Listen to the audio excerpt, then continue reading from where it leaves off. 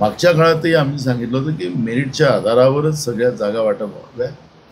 आम्ही लढलो, आमचा कोटा हे असं होता कामा नये अशी भूमिका आम्ही लोकसभेतही मांडलेली होती. पण ठीक आहे, त्याच्यामध्ये आम्ही तो काळ वेगळा होता. पहिलं आमचं निवडणुकीला पुढं महाविकास आघाडी म्हणून जाण्याचं आमचं ती सुरुवात होती. ज्या काही चुका झाल्या त्या चुका आता विधानसभेमध्ये दुरुस्त करून काँग्रेसची भूमिका एकच आहे की महाराष्ट्रातून महाप्रश्न आणि महाराष्ट्राचं स्वाभिमान संपवणारं जे सरकार भाजपप्रणित आहे ते सरकार मुक्त महाराष्ट्र, या भाजपप्रणित सरकार मुक्त महाराष्ट्र निर्माण करणं, प्रामाणिक महाविकास आघाडीचं सरकार आणून महाराष्ट्राचा स्वाभिमान टिकवणं आणि महाराष्ट्राचा जलदगतीने विकास करणं ही भूमिका आमची आहे.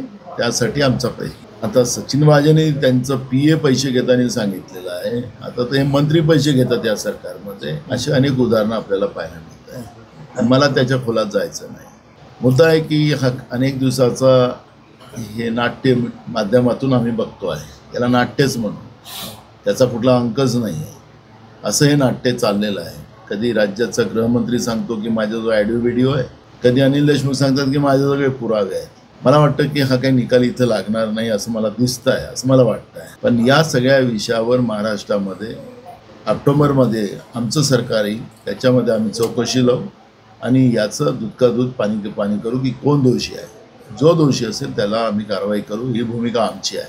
आम्ही मागच्या काळातही सांगितलं की देवेंद्र फडणवीस तुम्ही राज्याचे गृहमंत्री आहे, 7.5 वर्ष तुम्हाला राज्याचं गृहमंत्री म्हणून काम केलेलं आहे. तुमच्याजवळ ऑडिओ व्हिडिओ असेल तर तुमची जबाबदारी आहे की तुम्ही लोकांसाठी जबाबदार आहात. एका संविधान पदावर बसलेले आहात, मग तुम्ही लपवून का ठेवलेलं आहे? का धमकवता विरोधी पक्षांना? धमकवून तुम्ही राजकारण करायला पाहताय? याचं उत्तर ते द्यायला तयार नाही. आणि त्याच्यामुळे आम्हाला जो वाटतं, आणि म्हणून मी तुम्हाला सांगितलं की आमचं सरकार आल्यानंतर आम्ही चौकशी करून दूध का दूध पाणी का पाणी करू आणि महाराष्ट्रात जनतेच्या आशीर्वादाने महाराष्ट्रात आमचं महाविकास आघाडी सरकार येईल. महाराष्ट्रामध्ये अनेक प्रश्न आहेत. बेरोजगारांचे प्रश्न मोठ्या प्रमाणात आहेत, शेतकऱ्यांचे प्रश्न मोठे आहेत. आज सगळीकडे पूर परिस्थिती आहे. शेतकऱ्यांची पिकं नाहीशी झाली, सरकार त्याच्यावर बोलायला तयार नाही. शेतकऱ्यांच्या आत्महत्या होतात, कोण मरतो कोणाला काही घेणं नाही. अन्नदाता रोज मरतो आहे, त्याच्यावर सरकार बोलायला तयार नाही. मदतीचं तर काही नाही, आम्ही घोषणा करतात सरकार की आम्ही सरकारच्या पाठीशी आहोत, आम्ही तो शेतकऱ्यांच्या पाठीशी आहोत. शेतकऱ्यांच्या पाठीशी नाही आहात तुम्ही, अदानी अंबानीच्या पाठीशी आहात.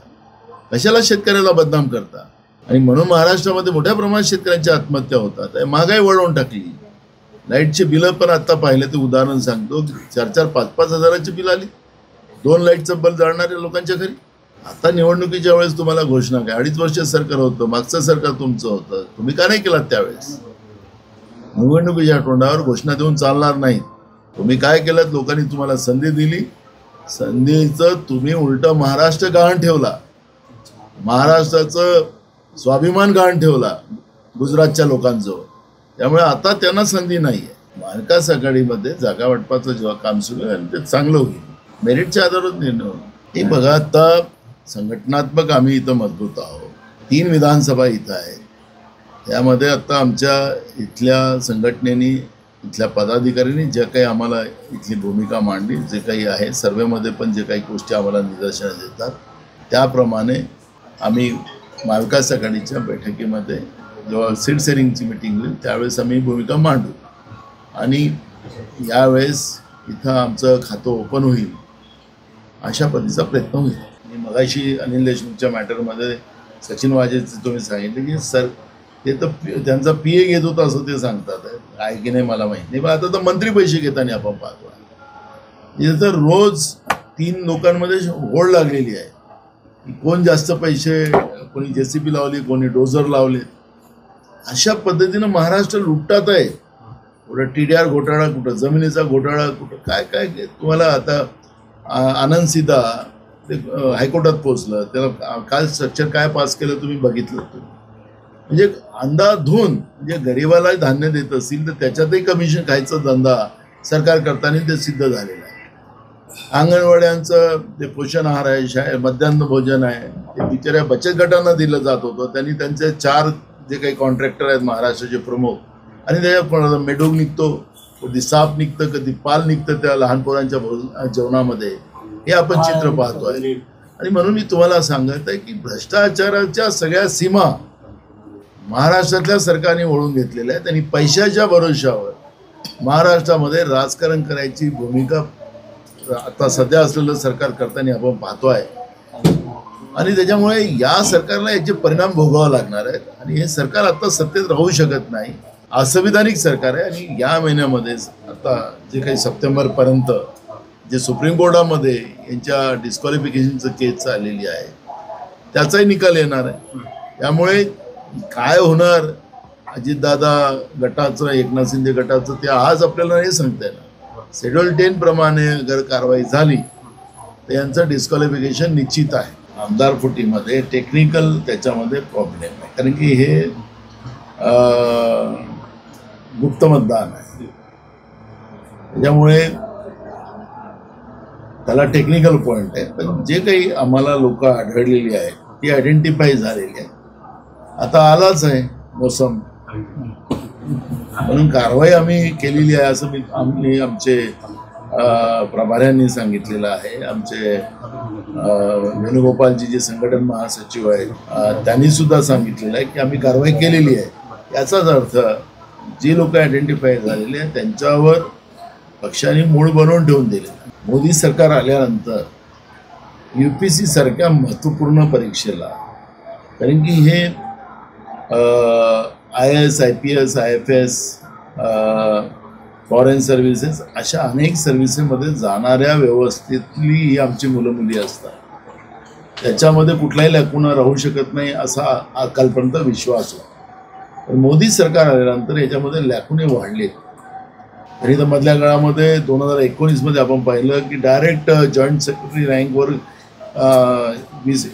22 लोकांच्या नियुक्त्या करून टाकल्या.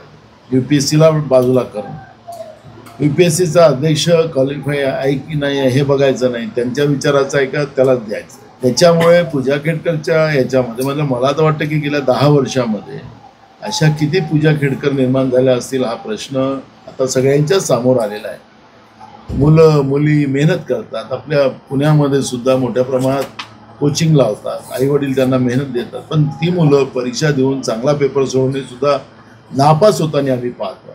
आणि मग या पद्धतीचे जेव्हा निकाल अशा पद्धतीच्या पूजा खेडकर सारखे प्रकरण पुढे येतात त्यावेळेस एक सगळ्यात मोठी भीती सगळ्यांच्या मनात निर्माण होते, याच्यावरचा विश्वास उडतो. पण हे सगळं चालत असताना आता पूजा खेडकर गायब झाली.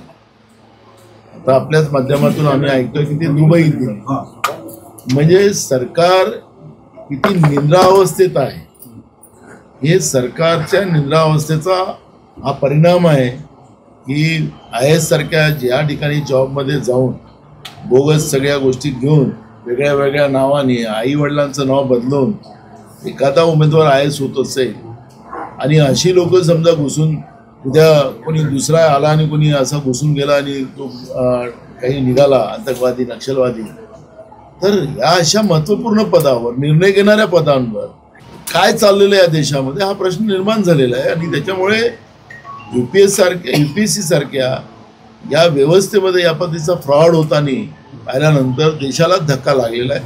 आणि हे नरेंद्र मोदीच्या सरकारचं फेल्युअर आहे हे त्याच्यातून स्पष्ट होतं. बघा, लोकशाहीमध्ये सगळ्यांना निवडणुका लढायचा अधिकार आहे. त्यामुळे जरांगे पाटील साहेबांनी जे काही घोषणा केली असेल तर कोणाला पक्ष काढायला, कोणाला काही म्हणायचा थोडी विषय आहे.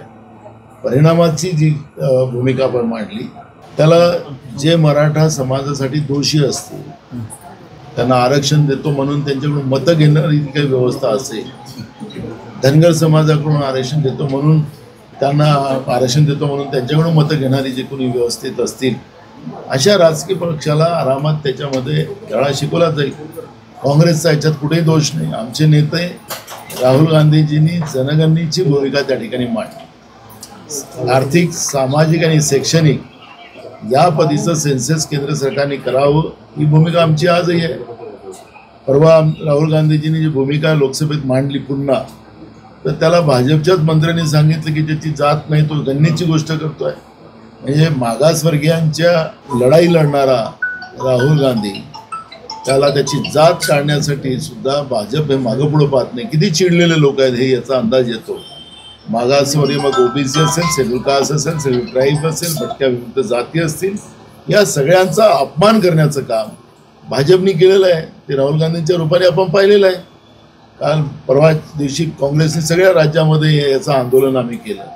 म्हणून तुम्हाला सांगतो की हे आरक्षण व्यवस्था संपवण्याचं काम भाजप करत आहे. देतो म्हणायचं, मतं घ्यायची आणि आरक्षण व्यवस्था संपवणं हे भाजपचा धंदा आहे. आणि त्याच्यामुळे ज्यांनी पाप केलं त्याला परिणाम भोगावा लागते. बघा, मधला जो काळ आमच्या पिंपरी चिंचवडसाठी रामकृष्ण मोरे साहेब गेल्यानंतर काँग्रेससाठी नुकसानीचं झालं. जी काय लिडरशिप आम्हाला निर्माण करायची होती ती आम्ही करू शकलो नाही. त्यामुळे दुसऱ्या पक्षाने ह्याच्यावर कब्जा घेतला. हे तेवढं सत्य आहे. पण पिंपरी चिंचवड हे काँग्रेसच्या विचाराचं शहर राहिलेलं आहे. याची निर्मिती, याचा विकास या पिंपरी चिंचवडचा हा काँग्रेसच्याच विचाराने रामकृष्ण मोरे साहेबांनी केलेला आहे. हे तेवढंच सूर्यप्रकाश, एवढं सत्य आहे. पुन्हा एक परिवर्तनाची लहर या पिंपरी चिंचवडमध्ये सुरू झालेली आहे. लोकांना या शहरामध्ये काँग्रेसच सत्तेत पाहिजे ही मानसिकता आता या ठिकाणी निर्माण झालेली आहे. आणि त्यामुळे उद्याच्या विधानसभेच्या जागा वाटपातही असेल किंवा महानगरपालिकेच्या निवडणुकीतही असेल, काँग्रेस या ताकदीनं या ठिकाणी निवडणूक लढू शकते. संघटनात्मकही यावेळेस बदल खूप आहे. चांगलं काम या ठिकाणी काँग्रेसच्या संघटनेने केलेलं आहे. त्यामुळे या ठिकाणी काँग्रेस पुन्हा ताकदीनं उभं होण्याची शक्यता आहे. तिन्ही मतदारसंघापैकी कुठला मतदारसंघ आपण म्हणजे मागणी करणार? बघा, आता पिंपरी आहे, चिंचवड आहे आणि भोसरी आहे. 3 जागा पिंपरी चिंचवडमध्ये आहे. आमच्या इथल्या पक्षाच्या वतीनं काही जागांवर त्यांनी हे केलेलं आहे, मागणी केलेली आहे. जेव्हा चर्चा होईल सुरू त्यावेळेस आम्ही त्या वाटाघाटीमध्ये जागा इथल्या घेण्याचा आमचा प्रयत्न राहील.